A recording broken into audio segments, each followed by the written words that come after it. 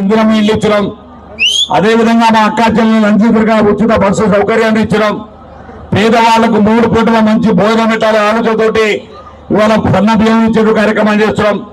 మరి అదేవిధంగా ఏదైతే రైతాంగానికి సంబంధించి రైతు భరోసా ఇస్తున్నాం, రైతు బీమా ఇస్తున్నాం, వీలైనంత ఎక్కువ మందికి రుణమాఫీ చేయగలిగినాం. ఇవన్నీ కార్యక్రమాలు ఒక 2 సంవత్సరాల్లోనే రేవంత్ రెడ్డి గారి నాయకత్వంలో కాంగ్రెస్ పార్టీ ప్రభుత్వం అమలు చేసిన విషయాన్ని మీకు ఈ సందర్భంగా మనం చేస్తా ఉన్నాం. దాంతో పాటుగానే ఈ గ్రామాభివృద్ధికి గతంలో చాలా రోడ్లు నేనున్నప్పుడు వేసిన రోడ్లు మొన్న ఈ ఊరు నుంచి పోయినాను, కొన్ని అట్లే మిగిలిపోయి ఉన్నాయి. మీ మొన్న కూడా కొన్ని ఇచ్చినాను.